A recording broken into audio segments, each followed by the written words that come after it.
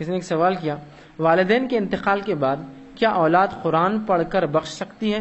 کیا بخشنا صحیح ہے؟ ثواب ان تک پہنچتا ہے؟ اور پڑھنے سے پہلے نیت کافی ہے یا نام لے کر بخشنا ضروری ہوگا؟ ایصال ثواب کے بارے میں کچھ بتائیے۔ دیکھیے، سب سے پہلی چیز تو میں یہ بتا دیتا ہوں کیا ایصال ہو سکتا ہے تو کیا نہیں ہو سکتا، آپ سمجھ جائیے۔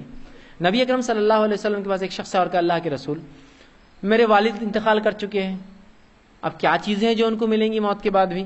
تو آپ صلی اللہ علیہ وسلم نے فرمایا، جب انسان مر جاتا ہے تو سوائے 3 چیزوں کے اس کو پھر کچھ بھی نہیں ملتا۔ پوچھا گیا وہ کیا ہے؟ تو کہا، پہلی چیز بیان کی، کہا کہ ایسا کوئی کام، صدقۃ جاریہ، ایسا کوئی کام کر کے گیا ہو زندگی میں جو مرنے کے بعد بھی انسانیت کو، جانوروں کو، کسی کو بھی نفع پہنچا رہا ہو بعد میں، صدقۃ جاریہ، صدقہ جاریہ۔ اسکول بنایا، کالج بنایا، مسجد بنائی، مدرسہ بنایا، مکتب بنایا، لائبریریز قائم کی، دواخانے ڈالے جس سے انسانیت شفا ہو رہی ہے، فائدہ اٹھا رہی ہے، اور سڑکیں بنائی، جھاڑ لگائے، کچھ بھی ہو سکتا ہے، صدقۃ جاریہ، تو اجر ملے گا۔ دوسرا فرمائے، علم ینفع، ایسا علم جس سے انسانیت کو نفع ہو، نفع بخش، اچھا نالج، چاہے پھر وہ عربی کا ہو، قرآن سکھایا ہو، ہندی سکھایا ہو، اردو سکھایا ہو، میتھمیٹکس سکھایا ہو، جغرافیہ سکھایا ہو، جس سے انسانیت بھلا فائدہ اٹھا رہی ہے، ایسی کتابیں جب تک چلیں گی فائدہ ہوتا رہے گا۔ تیسرا فرمائے، او ولد صالح یدعو لہ، نیک اولاد جو مرنے کے بعد دعائے مغفرت کرے۔ یہ 3 چیزیں ہی ملتی ہے، باقی اکاؤنٹ بند ہو جاتا ہے۔ دوسری حدیث میں فرمایا کہ ایک انسان روز قیامت اللہ سے پوچھیں گا، اللہ یہ ثواب کیوں ملا، یہ ثواب کیوں ملا جبکہ میں نے تو کیا نہیں تھا؟ اللہ کہیں گا، یہ تیری وہ نیک اولاد ہے جو تیرے لیے جو ہے دعا کرتی تھی، جس کے بدلے میں یہ نیکیاں تیرے نام عمل میں لکھی گئی۔ تو پتہ چلا اولاد کی دعا پہنچتی ہے۔ صدقہ جاریہ جو اس نے کر کے گیا اس کو آپ کنٹینیو رکھیے، اس کا بھی اجر ملے گا۔ اسی طرح آپ صلی اللہ علیہ وسلم سے خاتون نے پوچھا، اللہ کے رسول، میرے والد کے لیے میں جو صدقہ جاریہ کے لیے کیا کروں ان کے انتقال کے بعد؟ تو رسول اکرم صلی اللہ علیہ وسلم نے بتایا کہ تو پانی کا انتظام کر۔ یہ پانی کا انتظام خاص نہیں تھا، یاد رکھیں، ہم سمجھتے ہیں بورنگ خدا نہیں کھلے۔ رسول اللہ نے یہ اس لیے کہا کہ اس زمانے میں پانی انسانوں کی اشد ضرورت تھی عرب کے علاقے میں، تو جو بیسک نیڈ تھی اس نیڈ کو آپ نے ابھارا۔ آج کے دور میں ہم کہہ سکتے ہیں اور بھی تمام چیزیں جو ہو سکتی ہے، ایسے چیریٹیبل ہاسپٹل جو انسانیت کو نفع دے، ایسی سڑکیں جو انسانیت فائدہ مند ہو، ایسے جھاڑ، ایسے بہت سی چیزیں ہو سکتی۔ اس زمانے میں چونکہ پانی قلت تھی، انسانوں کے لیے مشکل تھا، تو کہا اس کے لیے پانی کا نظم کر اس کے نام سے۔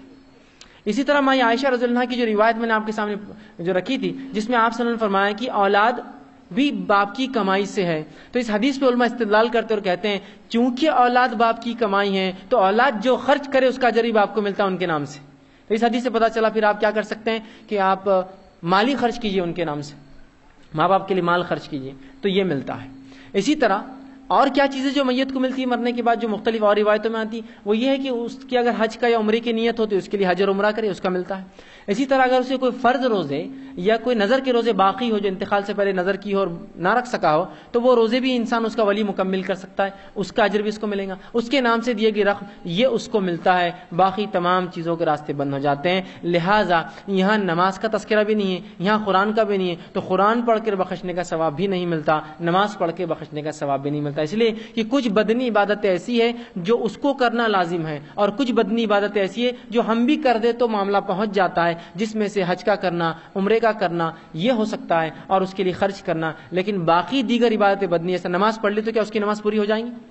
اس کی زکوٰۃ ہم دے سکتے کہ مرنے کے بعد ہم اس نے نہیں دیا زندگی بھر دے؟ یا پھر جو ہے اسی طرح جو قرآن، تو اس کا تذکرہ نہیں آتا۔ یہ ذاتی عبادتیں ہیں جو میرے علاوہ میری عبادتیں کوئی نہیں کر سکتا، میری تلاوت قرآن مجھے ہی کرنا ہوں گی، میری نماز مجھے ہی پڑھنا ہوں گی، تو لہٰذا اس کی کوئی دلیل چونکہ نہیں ملتی ہے۔ نبی اکرم صلی اللہ علیہ وسلم کے زمانے میں ہزاروں ہزار لوگ مارے گئے، آپ نے کبھی نہیں کہا قرآن پڑھ کر بخشو۔ تابعین کے زمانے میں کئی صحابہ کا انتقال ہوا، کبھی نہیں کیا گیا۔ تابعین کے زمانے میں کئی تابعین انتقال کر رہے، کبھی نہیں، نہ کسی نے وصیت کی میرے پڑھنے بعد تم قرآن پڑھو۔ تو پتہ چلا قرآن پڑھ کر بخشنا یہ سنت سے ثابت نہیں ہے، لہٰذا اس عمل کا ثواب پہنچے گا، اس کی کوئی دلیل نہیں ہے، بلکہ اگر کوئی اس کو سنت سمجھے تو یہ بدعت میں شمار ہو جائیں گا جا کر، ٹھیک ہے، کیونکہ اس کی کوئی دلیل نہیں ہے۔ اگر ہوتی تو رسول اللہ پر صحابہ پڑھتے، صحابہ پر تابعین پڑھتے، تابعین پر تبع تابعین پڑھتے اور دیگر اسلاف پڑھتے، کسی نے نہیں کیا، مطلب یہ عمل درست نہیں ہوگا۔